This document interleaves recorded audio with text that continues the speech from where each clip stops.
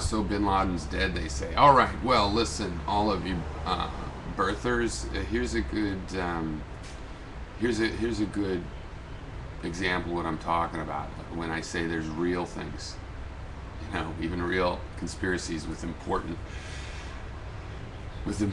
ramifications. Okay, they say they dumped Bin Laden's body in the ocean. I, for one, haven't seen any pictures. They say there was a DNA analysis. Okay, if you want to give me a paper result, you're going to have to show the provenance of how the data was produced, chain of custody, and whatnot.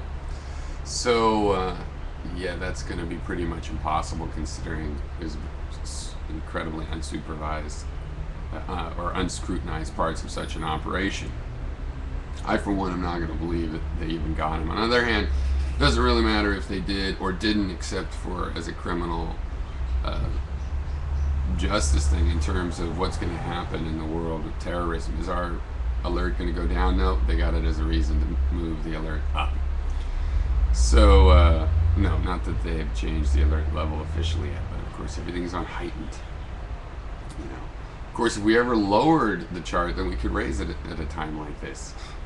God, it's just such bullshit. So, I have mixed feelings. I do think, it's fine to go in there and get him. I have no problems with that. The circus we're about to experience will probably be hard to take. I would have totally jumped for joy if they had captured him and been able to put him on trial. That would have been great. But I can't believe they dumped the body, supposedly because they didn't want a terrorist shrine. But, why not bury him in Washington and put up video cameras? I mean, it's like, no, I don't really... or they could have cremated him, and scattered his ashes later. Or... that's a lame excuse if you ask me. There should have been... the whole world should have been allowed to scrutinize this. If they just had the body, then they could compare his DNA not only to whatever sample of his DNA they think they have, but also to his family and stuff, and see. It's so yeah, this is why birth certificates are a ridiculous waste of time, because you complain about a birth certificate for years that he can just show, even if it was a forgery. It's such a minor deal that he can win that argument, and suddenly now if you say it isn't really Osama's body, they can paint you with this other irrationality you've already demonstrated. And it hurts people like me that want to be skeptical about things like this, or the kinds of things that WikiLeaks reveals, and you guys are going off about birth certificates all the time. Or for that matter, going off about the records of Bush. There's just a point at which, okay, something's been established, doesn't mean it's politically a priority. You have to look at the ramifications and whatnot. Now, a lot of people, a lot of liberals feel the same way, I'm sure. They don't trust the government, but see, they're going to want this to be a win for Obama, because this is the kind of thing that will assure we don't get a Republican. And it probably has assured that. I mean, the field was already, of Republicans, has already been suppressed, I think, by the whole Tea Party birthers taking over the anti-Obama reputation system, and anybody that runs against Obama is going to automatically either have to be part of that or fight that and struggle against that and have half of its own party pretty much against it, that campaign. Well, I think this is the nail in the coffin. I just can't see the Republicans getting themselves together because anyone that wants to see mainstream is just going to accept this and have to deal with giving Obama credit, and if they want to question it, which it could be questioned, they'll seem like birthers. So good job, birthers.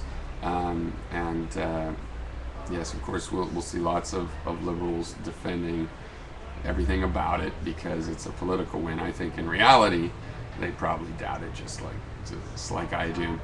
On the other hand, I'm not saying it wasn't Obama. The world seems to be accepting it. I think we probably still will get enough evidence to make a reasonable guess as to whether it happened or not. But if you're not even going to have Hamas and people denying it, I mean, there are people that have ways to know if they think it was really him. But, yeah. All right. Al Jazeera is just accepting it. They're interviewing people. It's kind of interesting who they're interviewing. They're not criticizing it. Russia Today, of course, is, but they're not. And people in the comments are like, where do they find Pakistanis that speak English? Well, it was a wealthy neighborhood. Americans are so ignorant. One guy actually said, yeah, right, we find some guy in this unknown area speaks English. Unknown area with 1 million people in it next to a town of even more millions. 100 kilometers away. It's 50 miles or something, 60 miles. Oh my God.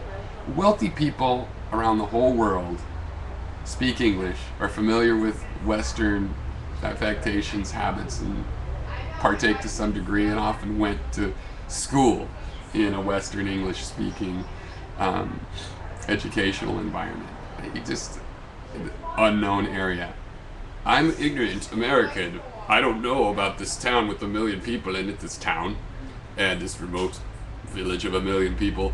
It's an unknown area. God, people need to learn how to think. But anyway, yeah. So I don't know. I think the guy deserved to face the consequences of openly advocating and acting on killing other people.